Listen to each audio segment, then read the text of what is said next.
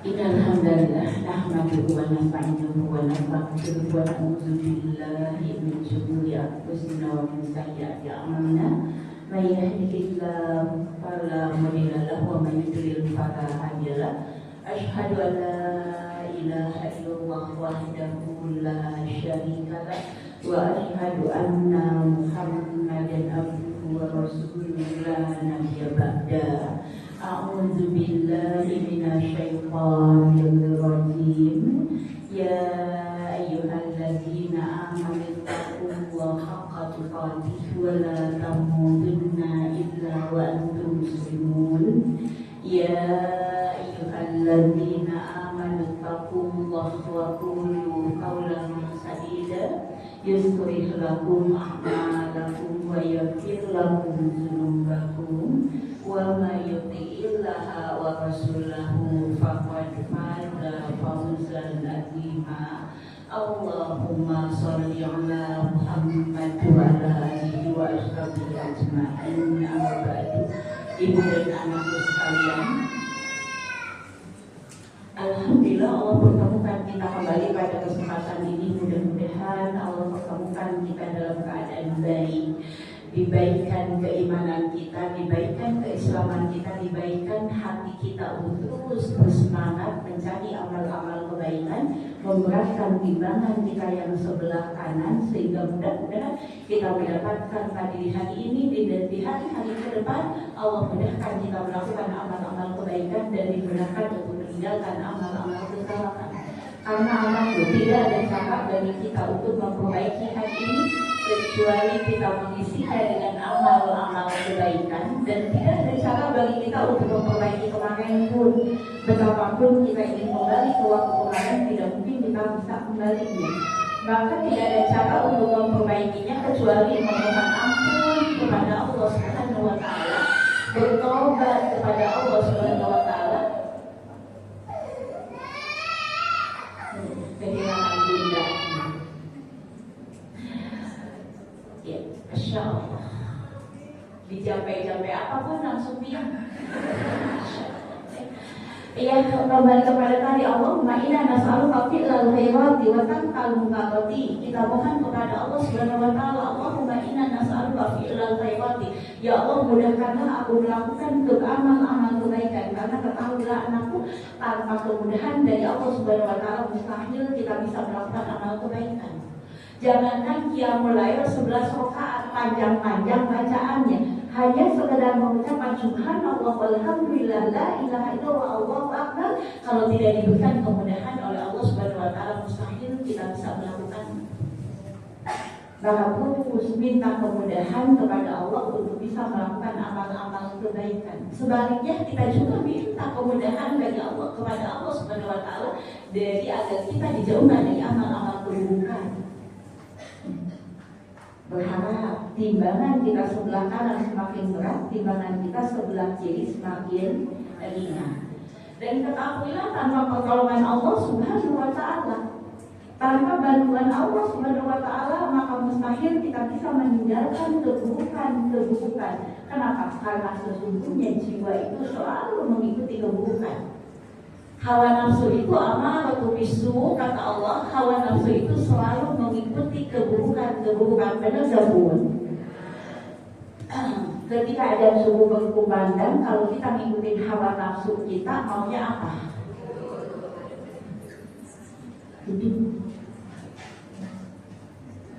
Itulah hawa nafsu kita. Ketika kita diomongin orang, satu kali ngomongin orang bilang kepada kita pelit, pengennya kita tadi balasnya apa?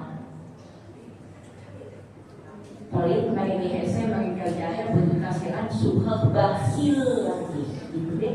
Itulah tadi adalah hawa nafsu. Oleh karena itu di pagi hari kita dianjurkan oleh Rasulullah SAW untuk minta bantuan Allah Subhanahu wa Ta'ala. Jangan biarkan hawa nafsu kita dikuasai oleh diri kita meskipun hanya sekejap pandangan mata. Ada yang ingat doanya?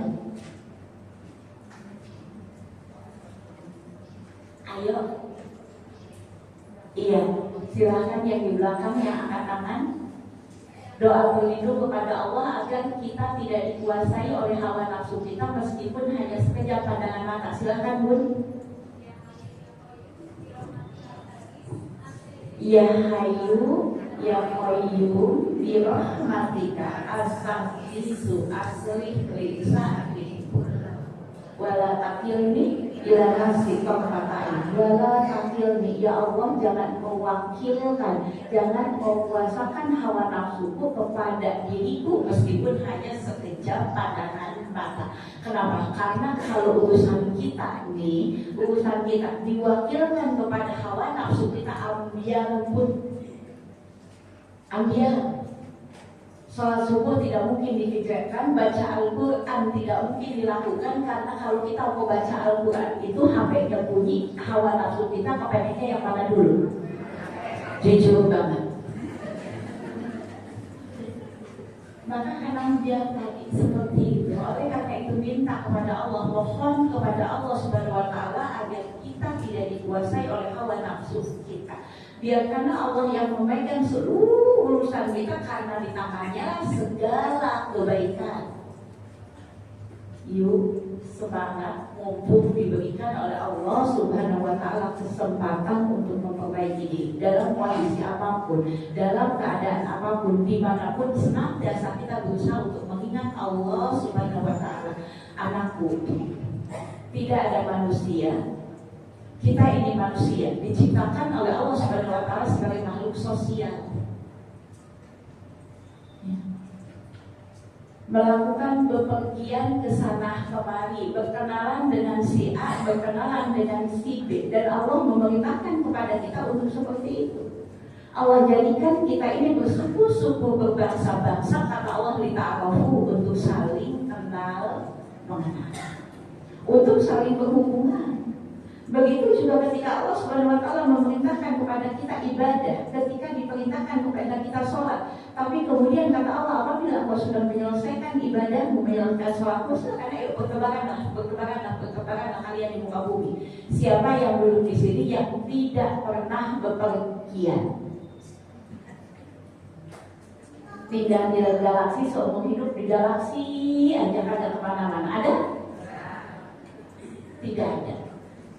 Maka setiap kita punya kesempatan untuk melakukan bepergian, dan Allah tidak melarang untuk melakukan itu. Hanya saja Allah mengingatkan kepada kita, seperti apapun mau bepergian di muka bumi ini, tolong ya, kata Allah, tolong tetap ingat aku. Dan cara mengingat Allah Subhanahu Wa Taala yang paling baik adalah sholat. Maka anakku, ketika kita diizinkan oleh Allah Subhanahu Wa Taala bepergian, terlebih Rasulullah SAW menyebutkan, apabila Allah menginginkan kematian seseorang di satu tempat, maka Allah perjalankan dia ke tempat tersebut.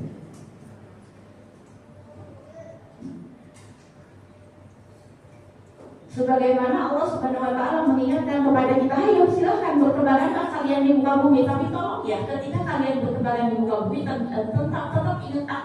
tetap ingat aku ya, jangan sampai ada yang melakukan perjalanan, ada yang melakukan bepergian, kemudian lupa kepada Allah Subhanahu Wa Taala. Sholatnya ditinggalkan, zikirnya ditinggalkan, baca Al-Qurannya ditinggalkan, tidak mengingat Allah Subhanahu Wa Taala lagi.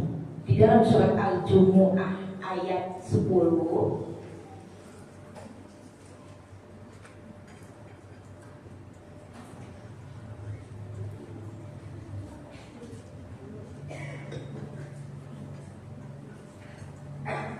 tolong dibantu dibaca.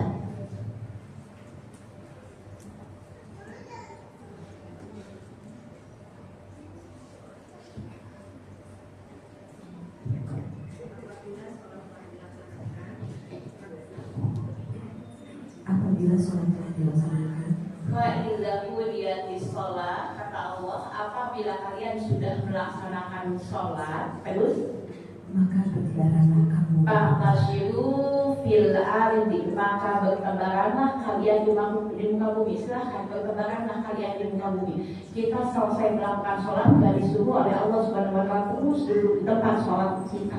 Ayo bertebaranlah kalian, katanya di muka bumi. Terus kan? Carilah karunia Allah dan ingatlah Allah. Wabtagu min fadlillahi, maka carilah karunia Allah Subhanahu Wa Taala. Ayo berkenalanlah engkau, berikhtiarlah engkau, berbelanjalah engkau, Bahkan selesai sholat, ayo lakukan, silakan berkembangkan di muka bumi untuk mencari karunia Allah Subhanahu wa Ta'ala, menunjukkan Allah memerintahkan kepada kita ibadah, tapi Allah juga memerintahkan kepada kita untuk ikhtiar. Teruskan. Dan ingatlah Allah banyak-banyak. Tapi ketika kalian bertebaran di muka bumi, kata Allah, maka wazkurullaha katsiran. Ingatlah Allah dengan ingatan yang banyak. Jangan sampai ketika engkau bepergian mencari kesenangan dunia, mencari kebutuhan dunia, mencari keutamaan dari Allah Subhanahu wa Ta'ala, kemudian engkau lupa kepada Allah Subhanahu wa Ta'ala pun.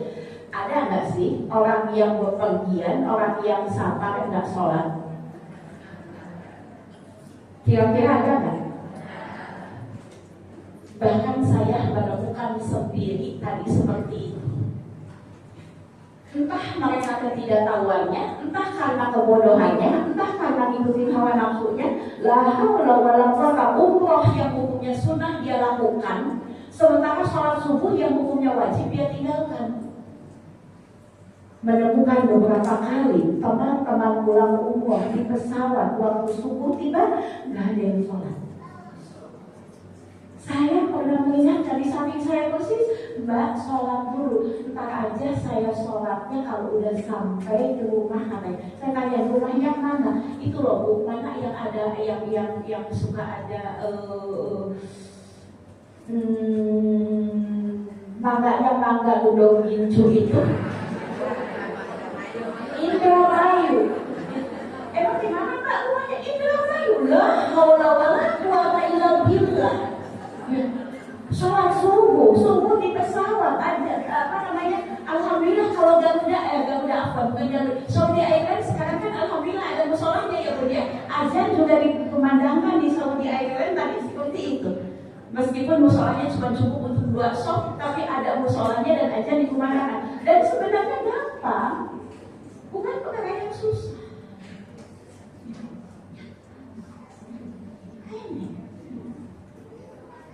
Subuh di pesawat bilangnya nanti sholatnya di Indramayu. Belum lagi sampai Indramayu banyak tamu yang datang ya. Sama sholat.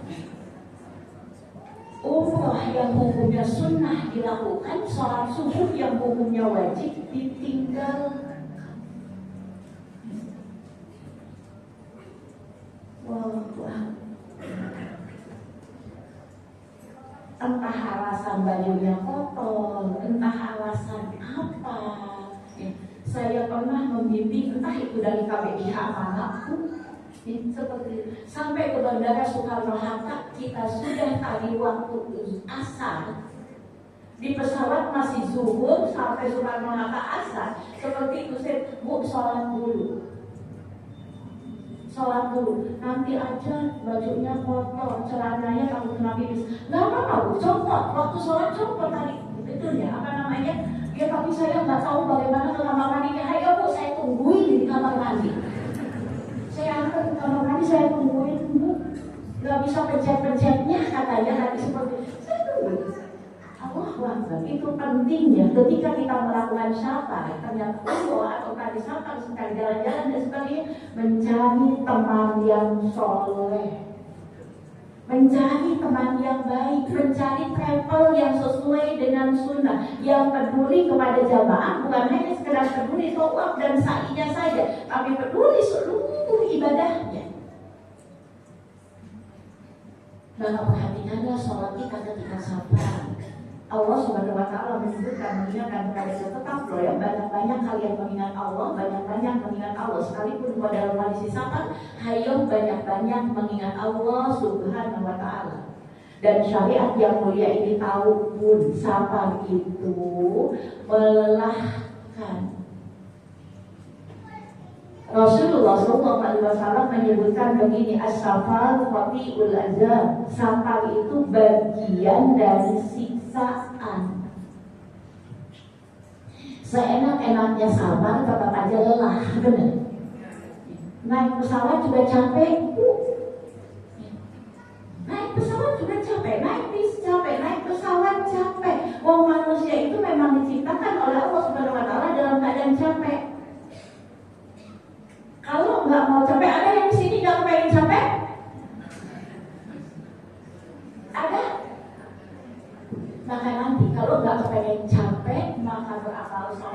sekarang, bercapek-capeklah sekarang supaya tak kalah kita menginjakkan kaki di dalam surga, kita tidak akan pernah capek lagi. Jangankan tahajud, qiyamul lail, jangankan ibu berangkat ngaji, baca Al-Quran, wong tadi kita cuma duduk doang aja capek. Duduk doang aja capek. Capek duduk melulu nggak lagi berdiri. Capek berdiri melulu, duduk. Wong tidur aja capek dari pagi sampai sore tidur melulu capek. Wong makan aja capek. Dari tadi makan melulu capek. Emang begitulah manusia diciptakan oleh Allah Subhanahu Wa Taala. Dunia itu tempat bercapek. Kalau ada yang nggak pengen capek, cari dunia lain, ya. Jangan di sini. Karena memang tahu tadi ini adalah melelahkan. Qatibul ajab, safar itu bagian dari tadi adalah dari siksaan. Maka para sahabat bertanya, ya Rasulullah, kenapa yang dimaksud dengan safar itu bagian dari siksaan? Maka Rasulullah SAW menyebutkan, bukankah ketika kalian safar, kalian akan tertahan dari lapar, kalian akan tertahan dari ngantuk, seenak-enaknya tidur di kendaraan, tetap aja tidak bisa nyenyak. Akan bertahan dari ngantuk katanya. Ibu naik mobil pribadi aja sama suami nyetir, ibu di samping, ibu tidur, tahu-tahu suami ngerem mendadak tidur. Kita berpes, ada apa ya? Nggak ada apa-apa kata suami. Sebenarnya kau malah bobo. Bukankah ketika kita sabar kita suka bertahan dari lapar? Udah lapar, ngomong sama suami dia berhenti dulu di depan lapar, kita makan dulu, ya udah kata suami. Begitu mau berhenti ternyata penuh banget, susah banget di rumah, kita cari lagi aja di depan. Begitu sampai depan ada yang kosong, kok sepi banget ya, jangan-jangan nggak enak. Tuh, sampai enak enggak? Itulah sabar. Oleh karena itu syariat yang mulia ini memberikan kemudahan di antara karunia Allah Subhanahu Wa Taala kepada umatnya Rasulullah SAW. Kita diberikan kemudahan ketika kita melakukan sabar, kita diizinkan oleh syariat yang mulia ini untuk mengqashar sholat. Lalu apa sih itu qashar? Qashar berasal dari kata qasiru, memendekkan, memotong, menggunting.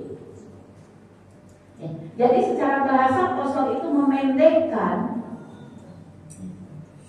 menggunting, memendekkan.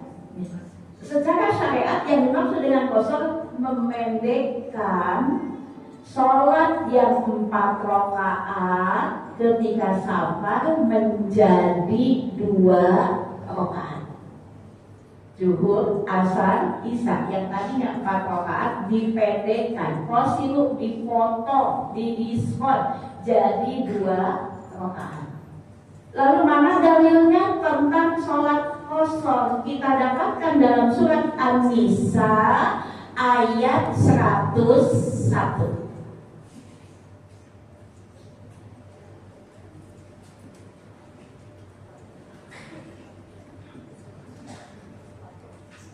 Langsung ke depan Bu, yang baru datang Bu, ke depan aja, jangan di pintu. Ya, An-Nisa ayat 101. Dan apabila kamu bepergian di bumi, maka tidaklah berdosa kamu mengqashar sholat jika kamu takut diserang orang kafir. Sesungguhnya orang kafir itu adalah musuh yang nyata bagimu. Ini ayat turun sebelum Futuh Makkah. Sebelum Mekah dikuasai oleh kaum muslimin. Saat itu Mekah adalah dikuasai oleh orang-orang kafir yang ketika para sahabat bepergian khawatir diserang musuh. Maka Allah izinkan sholat yang 4 rakaat dikosong, dikurangi, dipotong, didiskon jadi 2 rakaat. Kan sekarang Mekahnya udah dikuasai nih.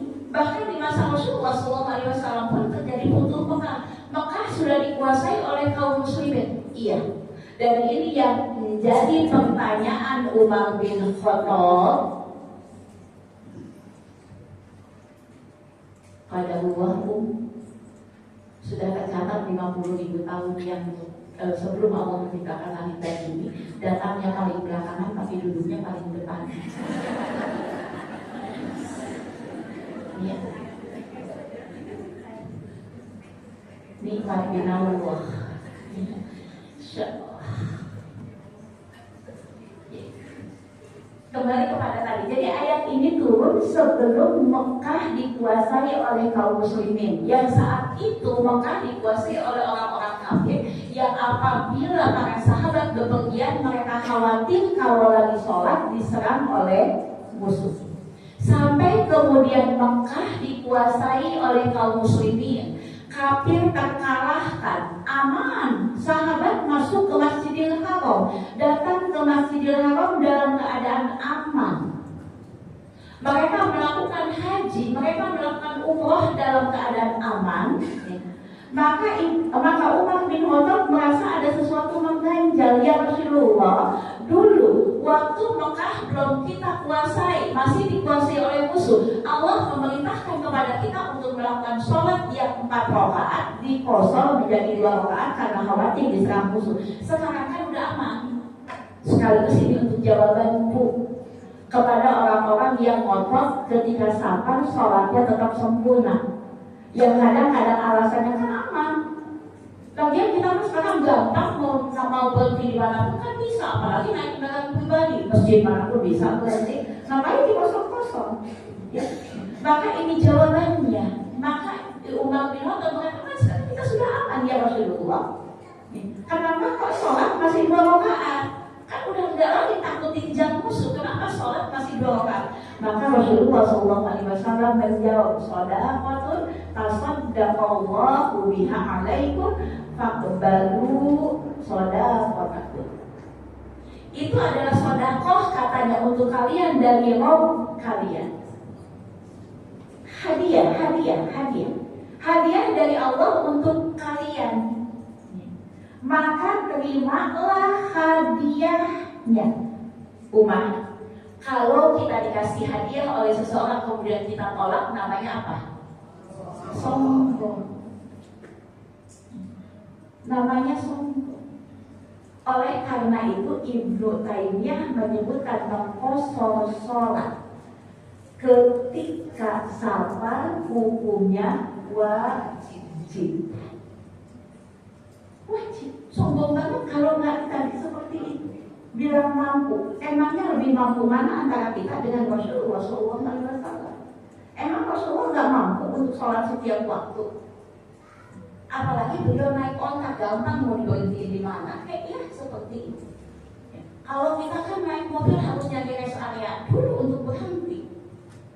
Karena saya yakin di antara ibu-ibu semua nggak ada yang berani sholat di jalan. Jangan sholat di jalan ya Bun.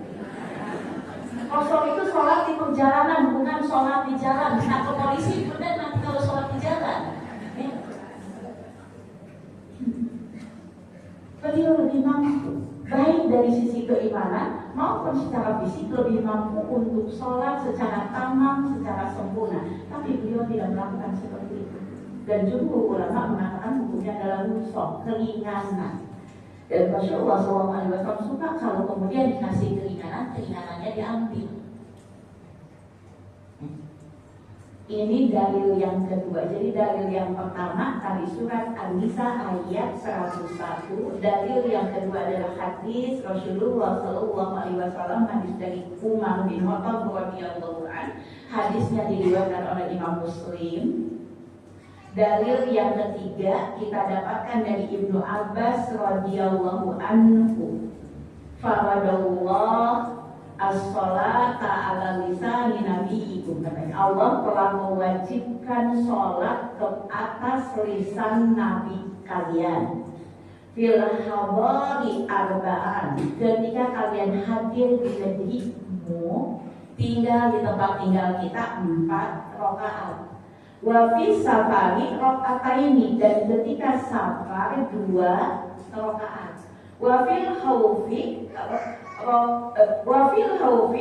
raka'atun, dan ketika mau dalam kondisi takut sholatnya boleh 1 rakaat.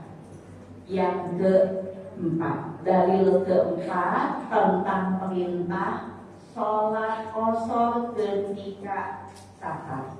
Kita dapatkan hadis dari Ibnu Umar radhiyallahu anhu. Ibnu Umar mengatakan, Sahibatul Rasulullah sallallahu alaihi wasallam fi safarin. Aku menemani Rasulullah sallallahu alaihi wasallam dalam sebuah safar. Falam yajid ala raq'ataini hatta qabadahullah. Beliau tidak nambah dari rakaat 2 rakaat sampai beliau meninggal dunia. Jadi kata Ibnu Umar, aku nemenin Rasulullah nih, Rasulullah safar kemana aku temenin, dan beliau tidak pernah sholat lebih dari 2 rakaat. Lebih dari 2 rakaat untuk zuhur, asar, isya, lebih dari 2 rakaat sampai beliau wafat. Dan aku juga nemenin Abu Bakar radhiyallahu anhu safar. Beliau tidak pernah menambah dari 2 rakaat sampai Allah mengambilnya. Dan aku menemani Umar radhiyallahu anhu dalam sebuah safar. Beliau tidak pernah menambah dari 2 rakaat sampai beliau wafat. Dan aku menemani Utsman radhiyallahu anhu dalam sebuah safar, dan Utsman tidak pernah menambah sholat dari 2 rakaat sampai beliau wafat. Jadi kalau kita sedang safar, kita sempurna sholat kita 4 rakaat, asar kita, zuhur kita, isya kita, ngikut siapa? Ngikutin hawa nafsu, merasa sok mampu, sok kuat. Karena Rasulullah SAW kosong, Umar kosong, Abu Bakar kosong, Utsman kosong, Ali kosong, sahabat yang lain pun kosong. Jadi kalau kita tetap 4 rakaat, mau ikut siapa? Inilah pendalilan tentang mengkosong sholat. Karena tadi sholat kosong itu syaratnya safar, berarti kita harus tahu kapan sih perjalanan kita disebut safar. Begini anakku, syariat agama Islam itu mudah, tapi jangan dimudah-mudahkan. Ibu belanja ke Tanah Abang, pas mau sholat, kita kosong aja yuk sholatnya.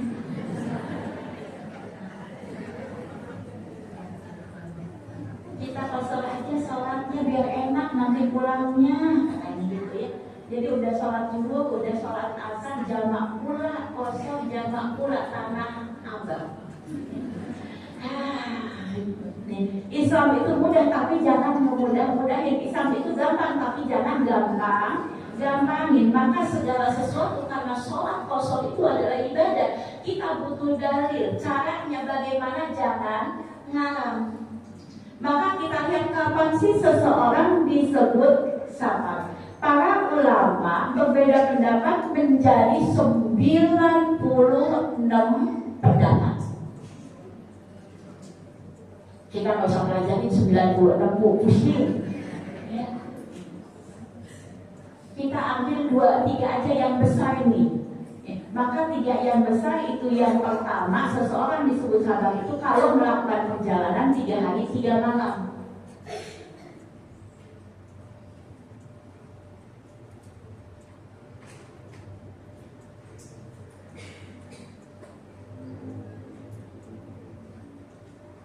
Sebagaimana hadis Rasulullah SAW yang diriwayatkan oleh Imam Bukhari. Tidak halal katanya seorang wanita melakukan safar selama 3 hari 3 malam tanpa disertai dengan mahramnya. Maka pegang kepada hadis ini, sebagian ulama memiliki kapan disebut safar. Kalau engkau melakukan satu perjalanan selama 3 hari 3 malam, berarti itu dinilai safar. Ibu ke Bandung, tinggal di Bandung selama 3 hari 3 malam, berarti itu dinilai safar.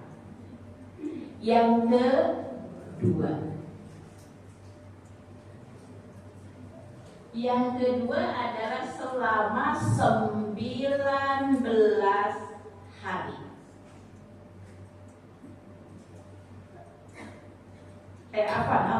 Bukan 19 hari, tapi dikembalikan kepada tali ukuran jam. Kapan seseorang itu melakukan disebut tadi bukan safar? Apabila dia sudah menempuh perjalanan, katanya sebanyak tadi 16 parsa. 4 wudhu.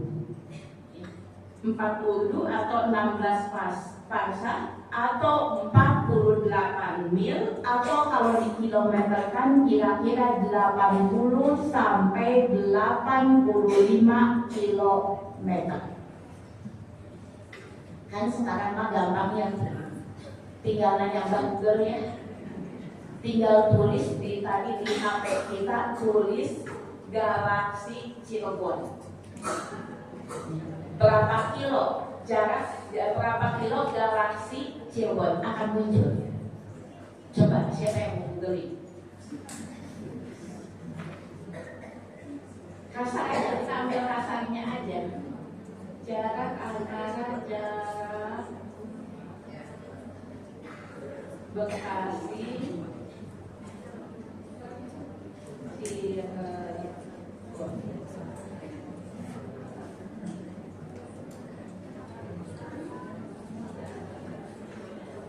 Di HP saya muncul angka 205 kilometer.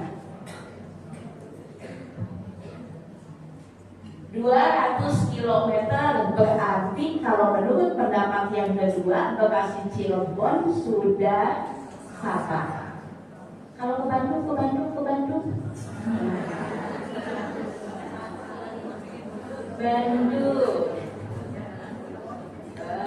138 di HP saya tadi seperti itu, berarti Bekasi Bandung sudah apa?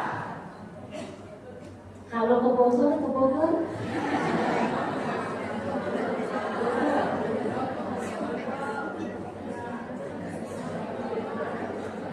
berapa kilo Bu ke Bogor? Jangan nanti ngambilnya dari Villa Nusa Indah ya, karena Villa Nusa Indah mah udah Bogor.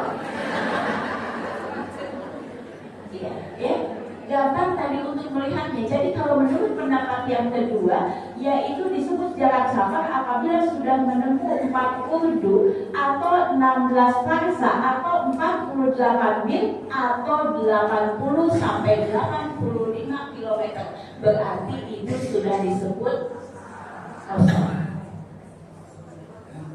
Dari mana dalilnya? Kita dapatkan dari dahulu katanya Ibnu Umar dan Ibnu Abbas, mereka mengkosor sholat apabila melakukan perjalanan sejauh 16 parsa.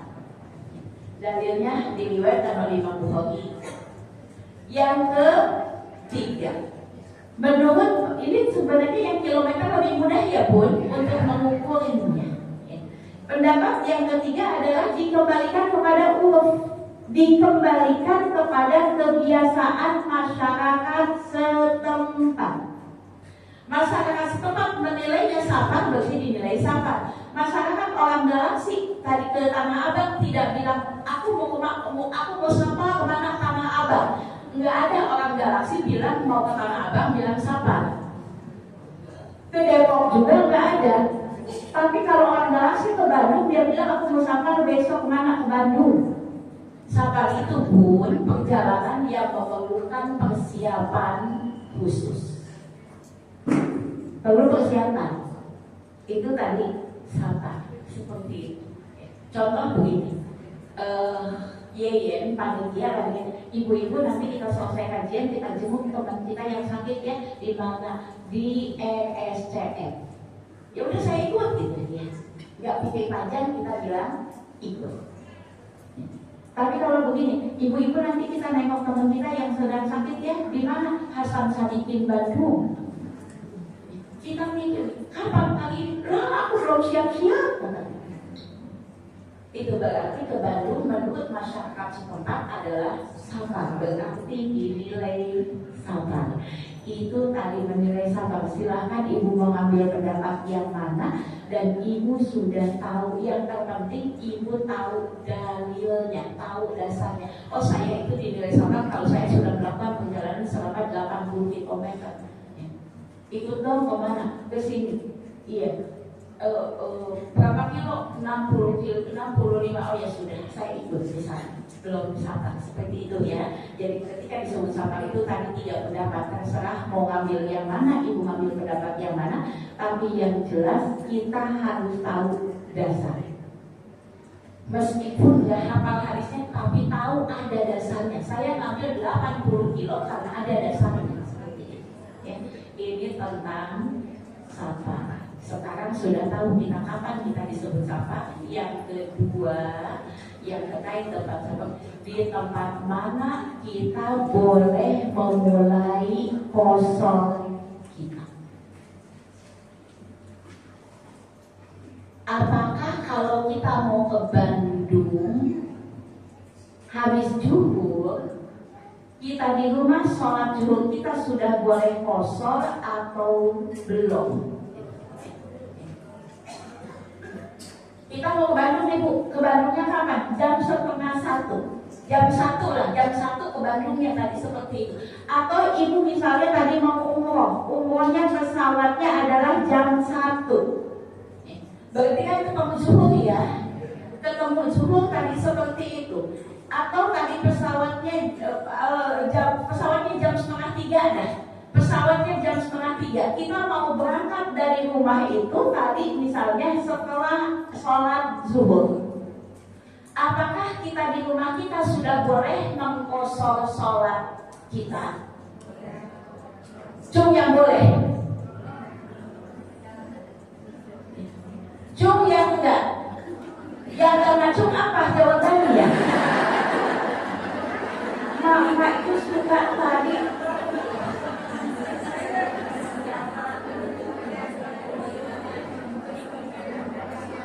entah dikosor saja, entah jamak kosor, karena kita mau ke Jeddah, mau umroh nih. Berarti tadi kalau naik pesawat jam 3 akan ada asar di pesawat gitu ya, seperti itu. Maka apakah kita di rumah kita sudah boleh mengkosor sholat kita? Zuhur 2 rakaat, asar 2 rakaat, terus berangkat. Naik pesawat aman, bobo nangis. Cum yang boleh? Tuh tadi anak cum, sekarang anak cum lagi. Cum yang gak boleh? Ya, pindah haluan. Pindah haluan ya. Tadi pas boleh dia acung, sekarang diulangin enggak. Pas tidak boleh dia ngacung, sekarang begini. Pindah mazhab Anda.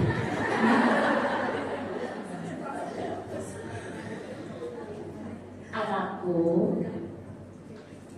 kosong itu syaratnya sabar. Kalau kita masih di rumah kita, sudah sabar belum? Belum. Baru mau. Kalau baru mau sabar berarti nggak boleh kita kosong. Sholat dong baru mau, karena syarat sabar, syarat kosong adalah sabar. Sudah harus sabar dulu. Sudah harus keluar dari rumah kita. Jadi tidak boleh kita melakukan jangankan kosong, jamak pun nggak dilakukan oleh Rasulullah SAW. Jamak pun enggak, Bu.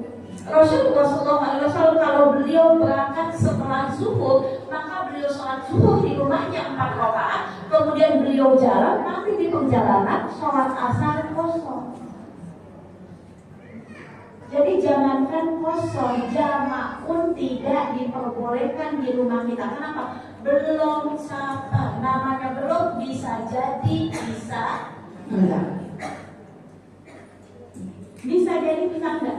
Sama dengan kalau di Tanah Abang kita mau pulang boleh jamak enggak sini? Kenapa takut macet? Takut macet itu bisa macet, bisa enggak. Maka enggak boleh jamak. Takut macet bukan alasan boleh jamak. Bukan alasan. Kenapa? Karena belum tentu macet. Nanti kalau macet beneran baru boleh jamak. Ibu belum sholat maghrib dari Tanah Abang, kemudian ternyata macet, nyampe ke tadi turun dari mobil azan isya, baru nanti jamak maghrib dengan isya. Enggak boleh ibu tadi pas mau berangkat sore jamak dulu maghrib dengan isya, takut macet. Enggak boleh, karena takut belum tentu macet. Ini pun begitu. Syarat tadi mengkosor sholat adalah sabar. Masih di rumah kita berarti belum sabar, baru mau sabar, berarti tidak boleh kita mengkosor sholat kita. Lalu di mana kita sudah diperbolehkan untuk mengkosor kita, yaitu apabila kita sudah meninggalkan kampung halaman kita, sudah keluar dari galaksi ini. Kalau mau ke Bandung sudah tadi sampai rest area 19 ya. Maka boleh nanti di rest area 19 jadi berangkat, misalnya berangkatnya kapan?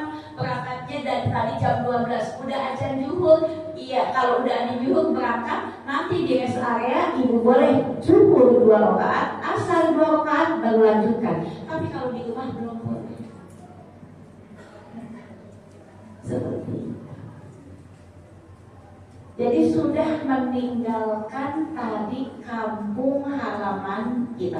Kalau para ulama menyebut atap-atap di kampungmu, atap-atap di tempat tinggalmu udah gak kelihatan lagi.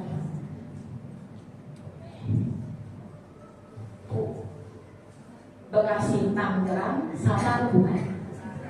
Coba tengok berapa kilo? Bekasi Tangerang berapa kilo ya? 50. Kalau 50 kilo berarti bukan sama. Tapi saya kan mau ke Jeddah, bukan mau ke Tangerang. Saya mau umroh, saya mau Jeddah. Ngomong-ngomong umroh, yang ingin umroh di bulan Ramadan, insya Allah saya temanin Bu. Ya, silakan nanti hubungi saya untuk bersama-sama umroh di awal Ramadan. Insya Allah akan dibimbing oleh Ustaz Suci Adi Siregar dan ditemani oleh saya. Semoga Allah berikan kepada kita rezeki bisa berangkat bersama-sama raih pahala haji seperti haji bersama Rasulullah Sallallahu Alaihi Wasallam. Mau umroh, pesawat mau terbang ke Jeddah. Kemudian ibu sudah keluar dari rumah misalnya jam 11, berangkat ke Cengkareng, ke Soekarno-Hatta. Di Cengkareng sudah boleh kosor belum? Boleh belum? Bekasi Cengkareng bukan jalan sabar loh Bu. Kenapa? Boleh. Karena tujuan kita mau ke Jeddah, bukan mau ke Cengkareng. Dan kita sudah keluar dari rumah kita, sudah keluar dari kampung halaman kita. Berarti di Cengkareng saya sudah boleh jamak kosong, zuhur 2 rakaat, asar 2 rakaat, naik pesawat bobo manis. Kan biasanya orang kalau sudah naik pesawat, sudah duduk, sudah exit belnya udah dipakai, tinggal gitu ya. Tapi ibu yang nganter Yeyen umroh di Tangerang boleh kosong gak?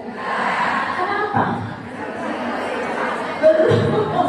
Ibu mah mau ke Tangerang nganterin doang Bu, nganterin yang umroh, jangan ikut-ikutan jamak kosong.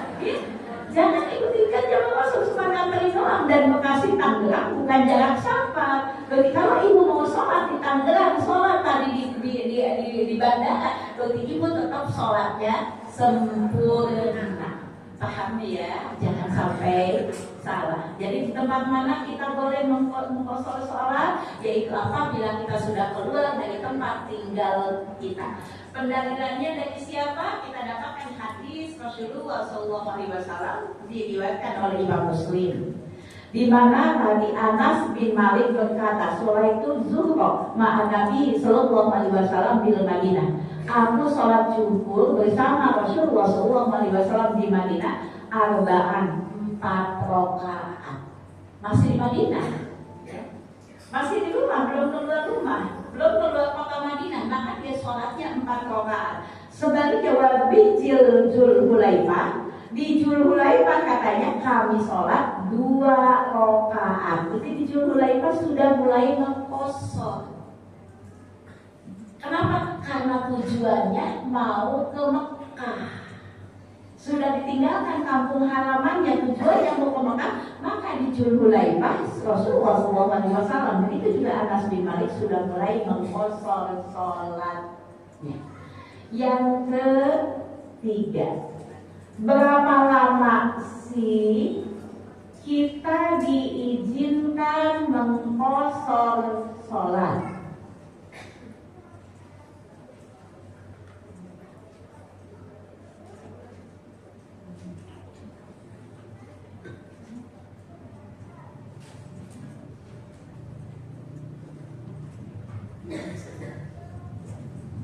Ini terbagi menjadi 3 pendapat.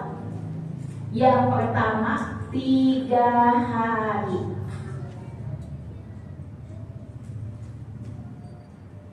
Berarti hari keempatnya harus sempurna. Ibu ke Bandung berapa seminggu? Hari pertama kosong, hari kedua perjalanan sudah jelas ya. Kalau di perjalanan tidak ada perbedaan pendapat para ulama, kita disyariatkan untuk mengkosong sholat. Ini sudah sampai ke Bandung. Di Bandung mau tinggal, ada urusan di Bandung mau tinggal misalnya 5 hari. Berarti hari pertama kosong, hari kedua kosong, hari ketiga kosong, hari keempat sudah sempurna sholatnya. Dari mana pendalilannya? Dari hadis tamu dimuliakan selama 3 hari. Tamu itu dimuliakan selama 3 hari. Maka dibiaskan ketika kita qashar sholat, kemuliaan yang diberikan oleh Allah kepada kita 3 hari. Selebihnya hari keempat sudah harus sempurna.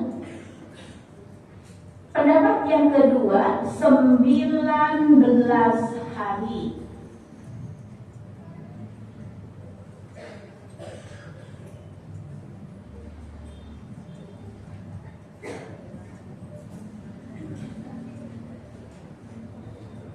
Sebagaimana hadis yang diriwayatkan oleh Imam Ibnu Majah, aqama Nabi sallallahu alaihi wasallam tis'ata asyara yaksu. Nabi bermukim pada suatu tempat, artinya dia melakukan perjalanan kemudian mukim di satu tempat. Kalau di dalam hadis lain ini di Tabuk, ketika terjadi peperangan Tabuk, maka Rasulullah SAW bermukim di tempat tersebut selama 19 hari. Beliau pun terus-menerus mengqashar sholatnya. Maka kami, kata Ibnu Abbas, ketika melakukan perjalanan selama 19 hari selalu mengqasharnya, dan jika lebih dari itu kami pun melakukan sholat sempurna. Ini pendapat yang kedua, qashar cuma boleh 19 hari.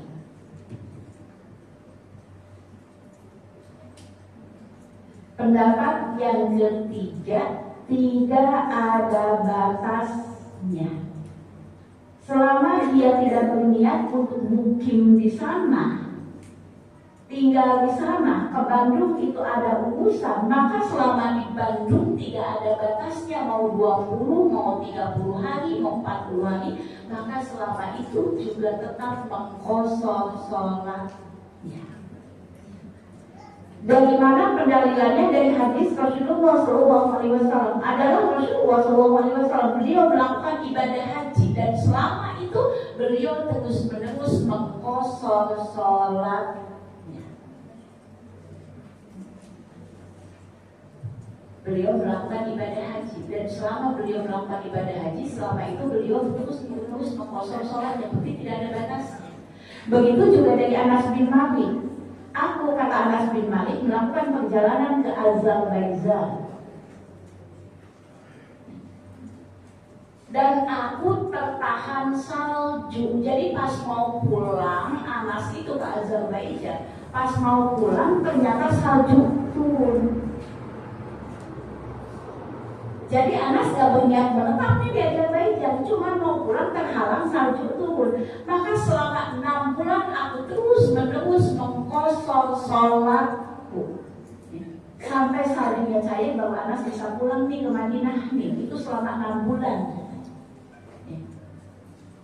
Maka aku terus-menerus mengqashar sholatku. Sehingga dari 2 hadis ini menunjukkan qashar itu selama kita melakukan safar tinggal di tempat tujuan, tidak berniat untuk menetap di sana, tidak berniat untuk tinggal di sana, ada urusan aja kita di sana, ya. Maka selama itu pula kita diperbolehkan untuk mengkosor sholat. Contoh Bu, anak kita misalnya kuliah di UTS itu mana, Surabaya ya? Di Surabaya ini, di waktu pertama, semester pertama kita nganterin dia, kenapa? Mau cari kosan, mau cari nungguin dia persiapan ospek dan sebagainya. Berapa lama? Ya nggak tahu lah, sampai urusan si anak ini selesai. Maka kita tadi, kalau menurut pendapat yang ketiga, maka selama kita di sana, entah 2 pekan, 3 pekan kita di sana, maka selama itu terus-menerus kita mengkosor sholat kita. Sementara anak kita kan mau menetap ya Bu, berapa semester? 4 semester, 8 semester, 4 tahun dia sudah meniatkan untuk sekolah di sana. Meskipun ternyata baru 1 semester nggak betah misalnya, tapi kan dia sudah meniatkan untuk menyelesaikan kuliahnya di sana. Berarti dia akan menetap di sana. Berapa lama dia boleh mengkosor sholatnya? Maka dia boleh mengkosor sholatnya selama di perjalanan plus 3 hari. Plus 3 hari, ya, karena 3 hari belum tahu masjid di mana, pasar di mana, masih sibuk cari sana, cari sini, cari. Hari keempat anak kita karena niatnya untuk menetap, hari keempat berarti dia sempurna sholat. Maka nanti dalam masalah kosor itu ada istilah manjilatain. Orang yang memiliki 2 tempat tinggal. Anak kita tadi kuliah di ITS seperti itu. Maka ketika dia di rumah kita sholatnya sempurna, di perjalanan dia sholatnya kosor, sampai kemudian tempat kosnya dia sholatnya sempurna lagi. Begitu juga kalau liburan dia pulang ke kita, di tempat kosnya dia sholat sempurna, di perjalanan dia boleh mengkosor sholat, sampai rumah maka dia tidak boleh mengkosor sholat lagi. Kenapa? Ini rumahnya. Itu yang disebut manjilatain. Orang yang memiliki 2 tempat tinggal, maka dia hanya mengkosor sholat ketika di perjalanan. Apakah harus mengkosor sholat itu harus disertai dengan jamak? Tidak. Jadi bisa jamak kosor, bisa kosor tok. Bisa kosor tok. Kapan pilihannya? Kita kembalikan kepada Rasulullah SAW. Rasulullah SAW selama melakukan ibadah haji di Mekah, beliau terus-menerus mengkosor sholatnya, menjamak kosor sholatnya. Di Arafah saat wukuf, beliau jamak kosor zuhur dengan asar. Di Muzdalifah, beliau jamak kosor maghrib dengan isya. Di Mina, beliau cuma kosor doang. Zuhur di waktu zuhur 2 rakaat, asar di waktu asar 2 rakaat, maghrib di waktu maghrib 3 rakaat, isya di waktu isya 2 rakaat, subuh di waktu subuh 2 rakaat. Kosor, tidak pakai jamak di Mina. Kenapa? Di Mina itu gak ada kerjaan. Apa kerjaan kita di Mina? Lempar jumroh, setelah itu gak ada kerjaan lagi ya Bu ya. Kan kerjanya cuma lempar jumroh doang ya. Setelah itu selesai, gak ada kerjaan. Beda ketika wukuf di Arafah. Setelah sholat zuhur harus mendengarkan khutbah. Di Muzdalifah, setelah sholat isya kita diperintahkan untuk istirahat, untuk besok melanjutkan perjalanan. Jadi dilihat sikon kita. Kalau kita nggak ada kerjaan, hari ini agendanya kemana? Nggak kemana-mana. Di rumah mama nggak kemana-mana. Berarti kita kosor tok. Besok kemana? Besok ke Pak D, kepada Bu D, kemudian kepada guru ngajinya mama, kemudian berkunjung kepada tadi keponakannya mama. Kan pulang kampung seperti itu ya Bu ya. Oh berarti besok pekerjaan kita sibuk berarti jamak kosor. Paham? Jadi ketika kita memilih pun pilihannya bukan hawa nafsu, tetap ada acuannya. Yang keempat. Yang keempat, orang yang mukim bermakmum kepada orang yang sapa. Orang yang mukim bermakmum kepada orang yang sapa. Contoh misalnya ada ibu kita dari Surabaya datang ke rumah kita. Kita mau sholat jamaah, ibu kita yang jadi imam. Ibu kita kan orang yang sabar ya Bu ya. Dan sabar sholatnya berapa rakaat? 2 rakaat. Sementara kita mukim, maka diperbolehkan orang yang mukim bermakmum kepada tadi imam yang sabar. Bagaimana caranya? Nanti kalau imamnya sholat selesai 2 rakaat salam, kita tambahkan 2 rakaat lagi. Jangan ikut-ikutan salam. Ibu kita assalamualaikum, assalamualaikum, dia mau salam cuma 2 rakaat, kita ikut-ikutan salam. Jadi tidak mengapa. Tidak mengapa tadi seperti itu. Kan Rasulullah SAW selama di Mekah saat melakukan ibadah haji kan beliau terus-terusan jadi imam. Maka orang-orang penduduk Mekah ikut sholat bersama Rasulullah SAW, dan apabila beliau selesai 2 rakaat, maka orang-orang tersebut melanjutkan sholatnya, menambahkan sholatnya 2 rakaat. Sekarang sebaliknya, orang yang sabar bermakmum kepada orang yang mukim. Kita kan di rest area suka begitu ya. Di rest area kan kita seperti itu, mampir di waktu isya. Najab imamnya kan imam tadi biasanya kalau di rest area kan imamnya kalau pakai imam marbotnya tadi masjid rest area tersebut. Kecuali nanti kita ketemu dengan orang-orang yang benar-benar bareng-bareng sahabat. Dia 2 rakaat, kita juga 2 rakaat. Ini enggak. Imamnya sebut apa yang paling mudah begini, kita umroh. Dan tentu ketika kita umroh, kita pengen sholat di Masjid Nabawi, Masjidil Haram ya Bu ya, jauh-jauh dari Bekasi udah umroh, sholat di kamar melulu. Giliran diajak ke masjid, aku lelah, katanya badan juga punya hak, aku mau istirahat. Tapi ketika teman yang pulang mau belanjaan, langsung bangun, pergi gimana? Anterin aku dong. Alhamdulillah saya pernah umroh, bawa nenek-nenek. Itu dari mulai datang sampai terakhir gak pernah nanyain beli rumah di mana, beli celana di mana, kagak pernah. Sekarang dengan nenek lagi seperti itu, gak pernah sampai pulang gak nanyain beli rumah di mana. Tapi masya Allah semangatnya ke masjid luar biasa. Padahal mereka dua-duanya harus didorong pakai kursi roda. Saya yang kadang-kadang kewalahan. Karena satu saat kita tolak yang pertama, tolak umrah tadi seperti itu, kita selesai tolak sa'i, selesai jam 11. Saya bilang kita istirahat ya, zuhur nggak usah ke sana. Nanti asar baru kita ke sana. Asar nanti kita sholat. Capek, biar istirahat dulu. Nanti asar aja kita ke sana. Jamak tadi ganti dengan zuhur yang tadi di Masjidil Haram. Dia bilang iya. Tapi setengah 12 sudah goyang-goyang kaki saya. Aku masjid, mau istirahat, sayang udah jauh-jauh ke sini. Semakin luar biasa saya bersyukur kepada Allah Subhanahu Wa Taala diketemukan dengan teman sekawan yang model begitu. Jam 3 malam udah ngajak ke masjid. Cuma saya yang kadang-kadang itu sampai ngedorong-dorong kursi roda. Seperti itu. Jadi tadi contoh kita tadi umroh itu kan kita tadi sholat di Masjidil Haram ya Bu ya. Tentu saja imamnya adalah sempurna ya. Maka kita pun kalau kemudian kita ikut dengan imam yang sempurna, maka kita juga ikut sempurna. Ikut 4. Jangan 2 rakaat.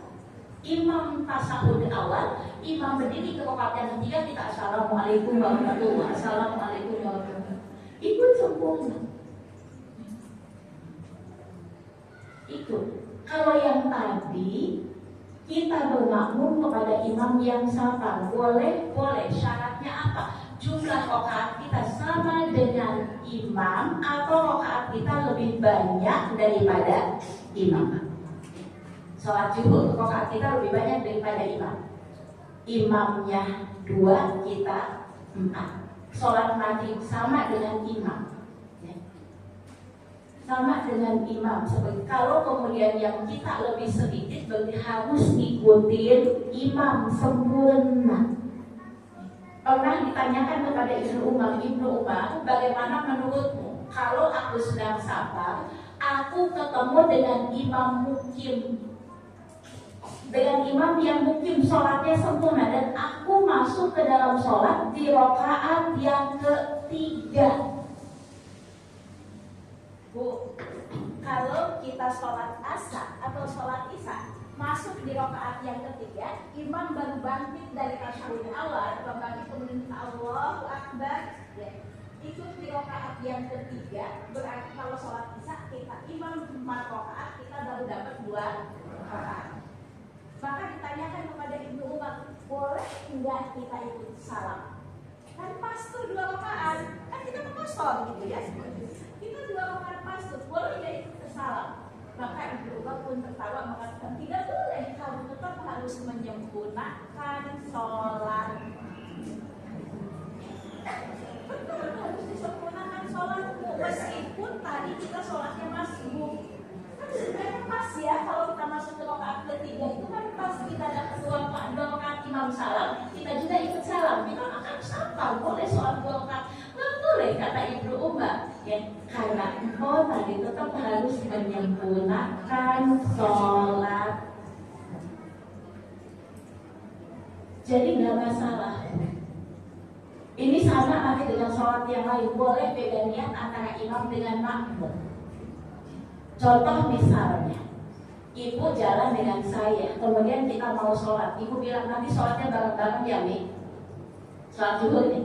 Nanti sholatnya bareng-bareng ya, iya, kata saya, iya Bu.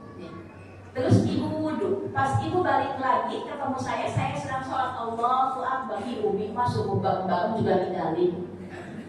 Ibu ikut dengan saya, tapi begitu 2 rakaat saya salam. Ibu baru ngeh, Umi qobliyah. Baru nggak usah pakai Bu. Motonya mau qobliyah yang nggak usah. Ibu niatnya tadi sholat zuhur, ya sudah lanjutkan sholat zuhur. Ya, lanjutkan. Karena tidak harus sama niat antara makmum dengan imam. Syaratnya rakaatnya harus sama atau rakaatnya lebih banyak. Paham ya? Gak usah ngomelin saya. Benar itu. Suruh sholat belakang juga diganti. Nah itu seperti. Jadi ini sholatnya makmum kalau kemudian berimam kepada imamnya yang sempurna, maka dia wajib tetap menyempurnakan sholatnya. Yang terakhir, yang terkait dengan sholat di perjalanan, orang yang sholatnya dikosor, apakah boleh melakukan sholat rawatib? Sholat sunnah, apakah boleh dia melakukan sholat sunnah?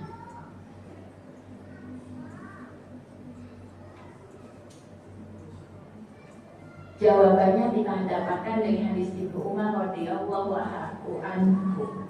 Sahibtu Nabi sallallahu alaihi wasallam, aku menemani Rasulullah sallallahu alaihi wasallam malam arahu yusabbi, ayyusolli fil safari. Maka katanya tadi Rasulullah Shallallahu Alaihi Wasallam, dan aku tidak pernah melihat beliau melakukan sholat sunnah di perjalanan. Sedangkan Allah Subhanahu Wa Taala berfirman, laqad kana fi Rasulillahi uswatun hasanah. Sungguh pada diri Rasulullah Shallallahu Alaihi Wasallam ada suri tauladan yang baik. Kemudian ada seseorang bertanya kepada Ibnu Umar, apakah aku lakukan sholat qobliyah ba'diyah, sholat rawatib ketika aku mengkosong sholat? Maka Ibnu Umar pun menjawab, lau kuntu musabbihan ajmamtu sholati. Seandainya aku menambahkan dengan sholat sunnah, tentu sholat wajibku akan aku sempurnakan. Menunjukkan ketika kita sholat yang dikosong, qobliyah, ba'diyah hilang. Nah ini yang kadang jadi alasan oleh sebagian orang, sayang nih qobliyah ba'diyahnya, sayang qobliyah ba'diyahnya. Maka jawabannya, bukankah Rasulullah SAW tadi mengingatkan kepada kita? Rasulullah SAW bersabda kepada kita, barang siapa yang biasa melakukan sesuatu kemudian dia tidak melakukannya disebabkan karena sabar atau disebabkan karena sakit, maka dia tetap akan mendapatkan pahalanya sebagaimana dia kalau melakukannya ketika dia sehat atau dalam keadaan muqimah, dalam keadaan mukim. Tenang. Biasakan qobliyah ba'diyah ketika kita ada di rumah. Maka satu saat ketika kita sabar tidak melakukan qobliyah ba'diyah, tetap pahala akan kita dapatkan. Lalu bagaimana dengan sholat sunnah yang lain kecuali qobliyah subuh ya Bu? Qobliyah subuh tidak pernah ditinggalkan oleh Rasulullah SAW dalam kondisi apapun. Lalu apakah seluruh sholat sunnah hilang ketika kita di perjalanan? Enggak, ternyata masih ada sholat-sholat sunnah yang diperbolehkan. Sholat witir, beliau tidak pernah meninggalkan sholat witir hatta di atas kendaraannya. Jadi qobliyah subuh, sholat witir, dan sholat yang memiliki asbab, sholat yang memiliki sebab. Contoh sholat yang memiliki sebab tahiyatul masjid. Jadi ketika kita sabar, ketika kita selesai wudu masuk ke masjid, tetap lakukan tahiyatul masjid meskipun sholat kita mau dikosong. Sholat sunnah wudu, artinya sholat yang masih ada penyebabnya, ada asbabnya, maka masih boleh kita lakukan ketika kita melakukan sabar. Maka kalau sudah demikian, kita berharap perjalanan kita, sabar kita tetap sabar yang diberkahi oleh Allah Subhanahu wa Ta'ala. Sampai di sini ada yang ditanyakan? Ya, ini sebelum pertanyaan tadi kalau info yang kita Masya Allah, kami ucapkan jazakumullah khairan kepada ummahatul semua, ya. Kepada ummah semua, alhamdulillah Bu. Keikutsertaan ibu-ibu sekalian di dalam penyelenggaraan hitam untuk anak-anak Aceh dan Mentawai sudah terlaksanakan dengan baik. Alhamdulillah terhitam 605 anak. 605 anak. Sebagaimana saya sampaikan kepada ibu-ibu sekalian yang di Mentawai itu ada tadi Pak peserta ketua ya. Alhamdulillah saya ketemu dengan Pak Salim namanya Bu, yang usianya 89 tahun. 89 tahun, Masya Allah beliau dihitam dengan penuh ketenangan.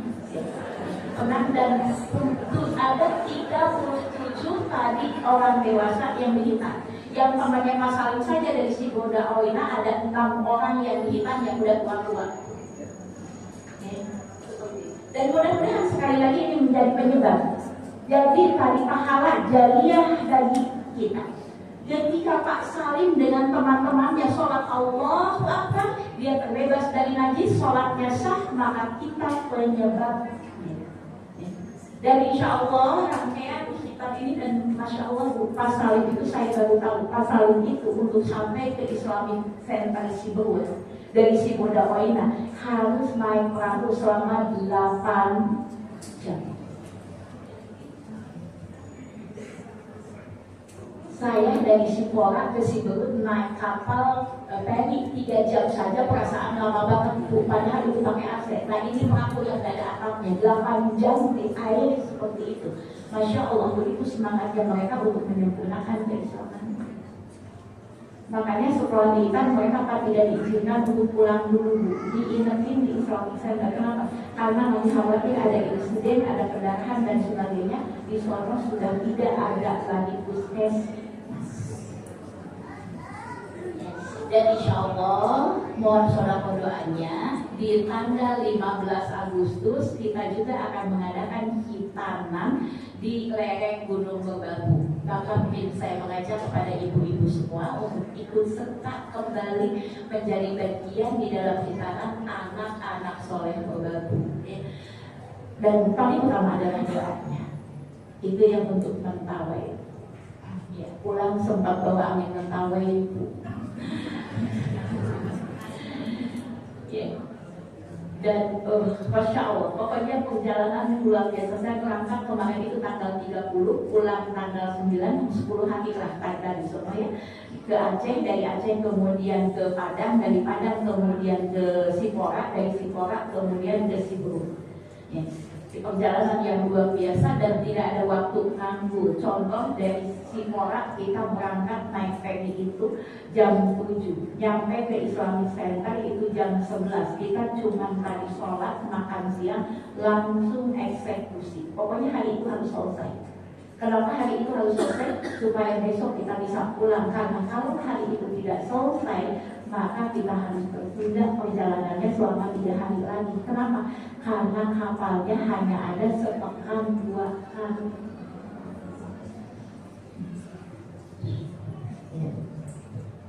Sudah biasa kami bekerja itu tadi seperti itu, dari mulai tadi cukup kita selesai kita kalau di Siburut itu 185 peserta yang khusus Siburutnya selesai jam 11 malam. Kemudian kembali ke Padang, di Padang kita ke Puncak Lawang Bu, nggak mau nganggur.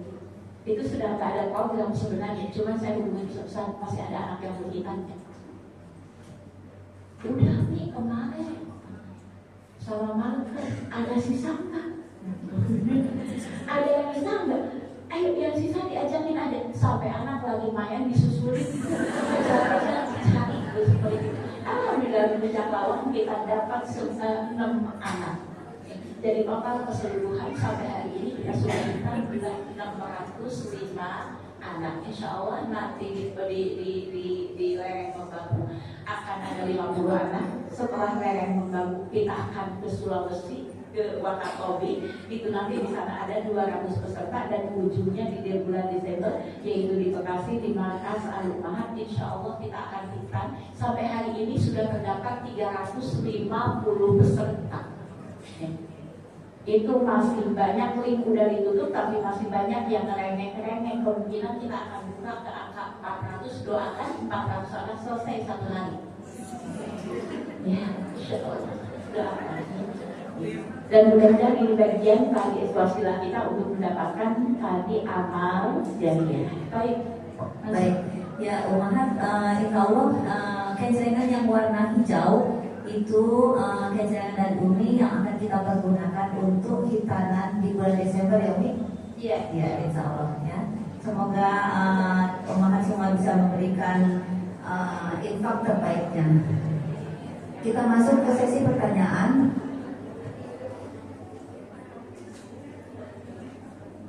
Ya, ini ada pertanyaan yang lewat WA Bismillahirrahmanirrahim.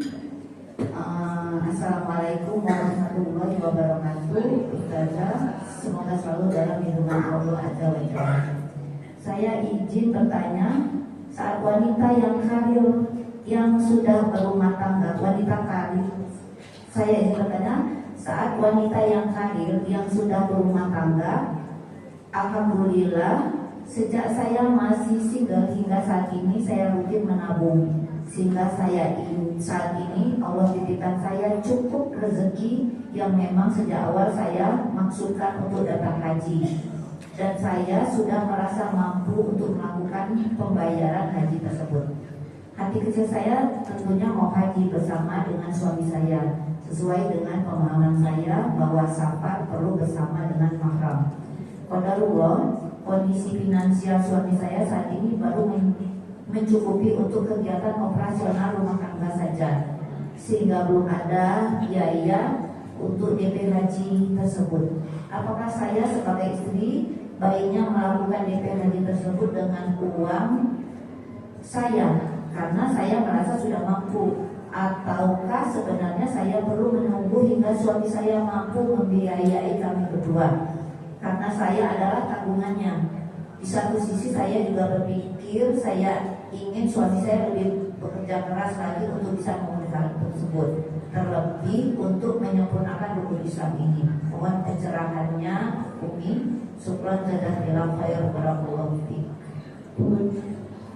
Kepada yang bertanya, uang bunda bisa berangkat untuk berdua? Tidak cukup untuk berdua. Untuk DP berdua bisa? Bisa. Enggak juga. Untuk DP berdua tidak bisa juga. Dan ini Bisa untuk DP bisa, ini tadi mau DP berdua tapi menunggu karena itu tanggung jawab suami. Kalau uangnya cukup untuk DP berdua, DP lah untuk berdua. Pun yang duduk di sini semuanya kepengen haji, kepengen umroh, kepengen. Jujur dengan kepengennya. Kalau Allah, karena Allah itu butuh kejujuran kita.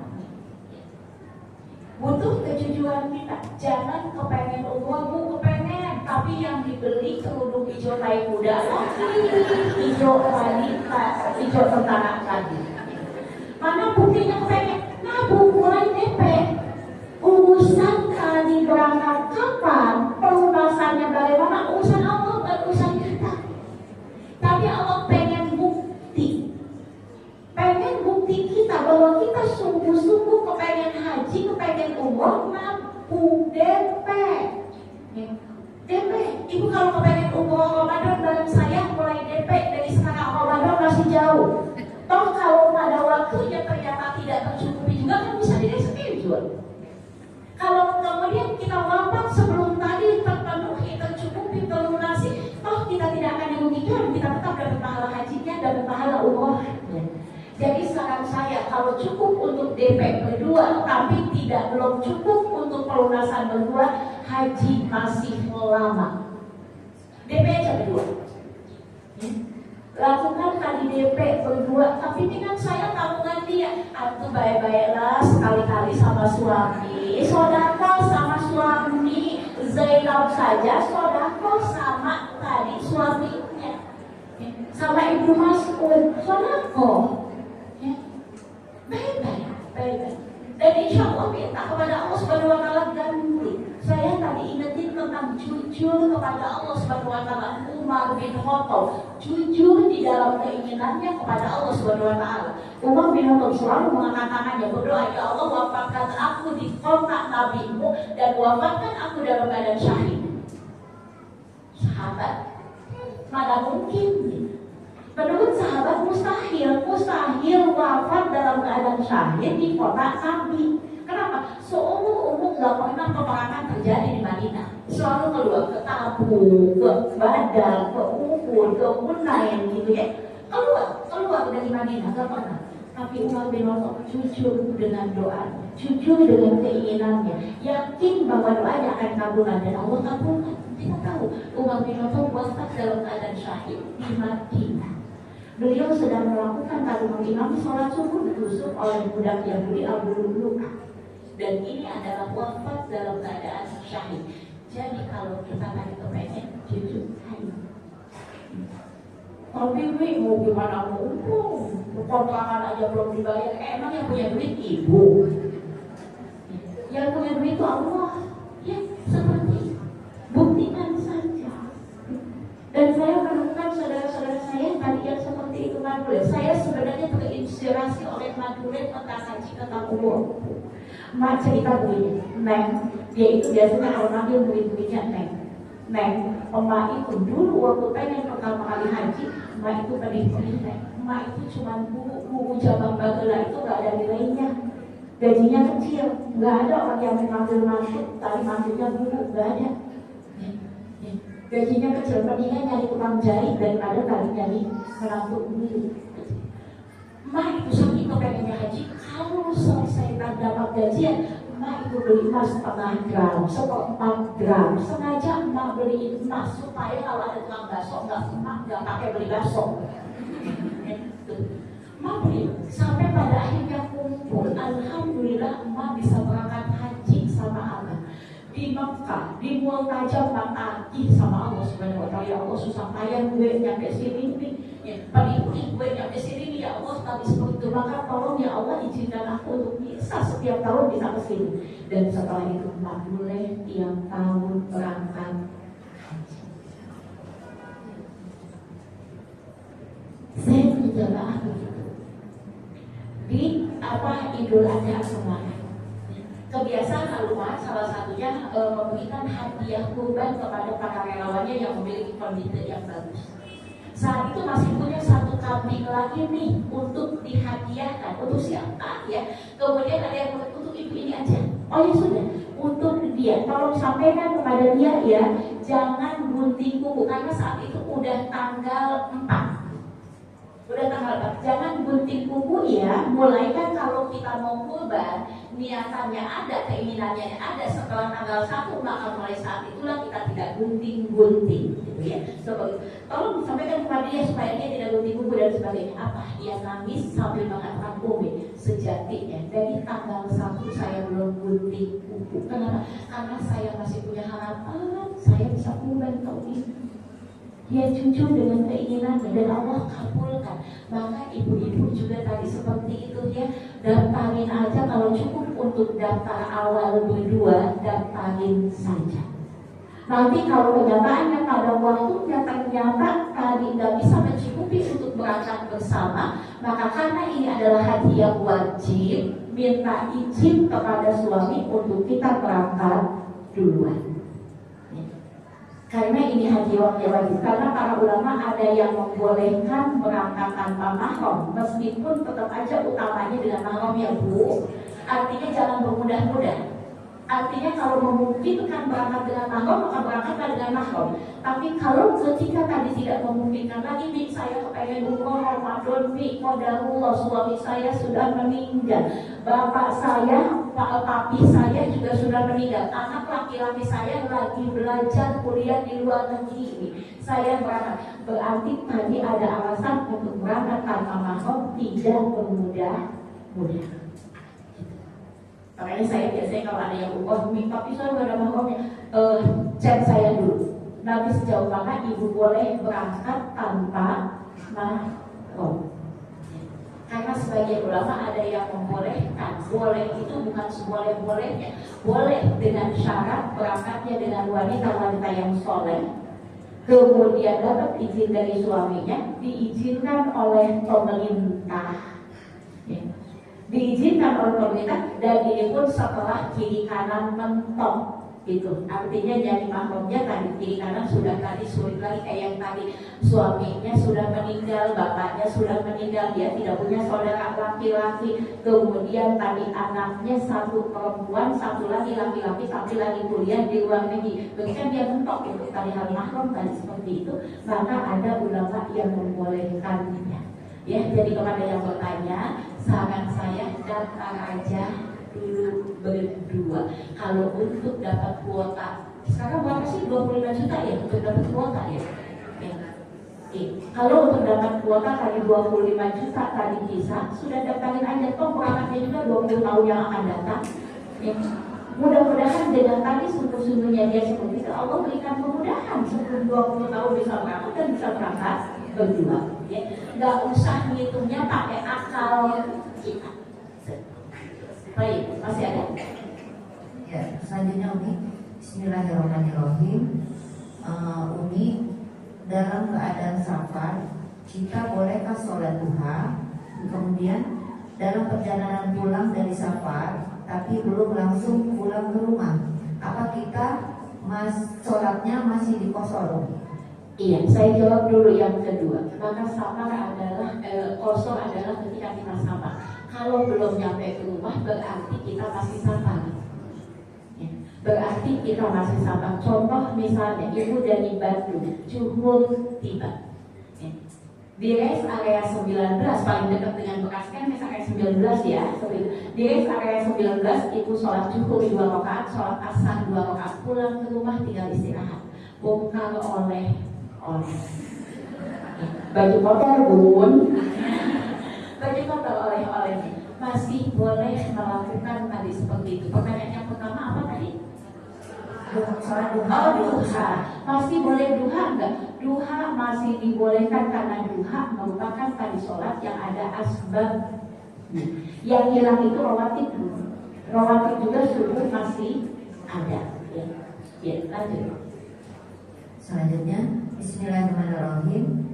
Umi, kalau tidak mengqasar sholat dalam safar karena tidak tahu apakah berdosa, apakah sah sholatnya? Terus surat yang dibaca dalam sholat witir, apakah apa rakaat pertama, kedua, dan ketiga? Iya, kalau kita tadi safar, ternyata kita tidak mengqasar sholat. Sholat kita adalah sempurna. Apakah kita berdosa dan apakah tadi sah sholatnya? Kalau Ibnu Taimiyah tadi hukumnya adalah wajib. Kalau wajib berarti berdosa. Sholatnya sah tapi ngandung dosa. Sah tidak perlu diulang, tapi ngandung kesalahan. Tapi mudah-mudahan karena ini ketidaktahuan, mudah-mudahan Allah mengampuni kesalahan kita. Rabbana la tu'akhidna in nasina aw akhtana. Ya Allah, ya Allah, ya Allah, tolong ya Allah, maafin aku ya Allah, ampuni aku ya Allah kalau aku melakukan kesalahan karena ketidaktahuanku, karena kebodohanku, karena ketidaksengajaanku. Sekarang udah tahu, jangan diulang. Jadi sholatnya sah. Kalau tahu nih ya, kalau tahu sholatnya sah tapi mengandung dosa. Kalau tidak tahu, mudah-mudahan Allah mengampuni kesalahan kita. Yang kedua apa pertanyaannya? Oh, udah, baik. Ini yang terakhir nih, pertanyaannya yang tadi, bolehkah perempuan umroh tanpa mahram karena suami tinggal di negara lain dan anak laki-laki juga tidak bisa menemani karena kerja? Ayo bu anaknya, ayo dong temenin mama kepengen umroh. Masa setahun 360 hari kerja melulu. Ayo cuti. Boleh mah cuti tapi tanpa tanggungan. Mama deh yang bayar tanggungannya. Seperti kayu. Karena dia masih punya kemungkinan untuk ditemani oleh tadi seperti. Tapi misalnya anak-anaknya kantor tidak mengizinkan. Saya sudah coba untuk ngajuin cuti tahun ini, tapi kantor tidak mengizinkan. Berarti kembali kepada tadi darurohnya sudah ada. Ya, jadi daruroh itu jangan gampang-gampangin daruroh. Kalau masih bisa dikayu dulu. Tapi kalau sudah dia ngajuin cuti ke kantornya tapi nggak bisa juga, berarti memang kita sudah boleh berangkat tanpa mahram. Ya, seperti itu. Selesai, cukup. Alhamdulillah. Ya. Hari ini mudah-mudahan Allah karuniakan kepada kita ilmu nafi'an wa ziyadah, ilmu yang bermanfaat serta tambahannya dimudahkan kita untuk melakukan amal soleh. Kita tutup dengan doa kafaratul majlis. Subhanakallahumma wa bihamdika asyhadu an la ilaha illa anta astaghfiruka wa atubu ilaik. Assalamualaikum warahmatullahi wabarakatuh.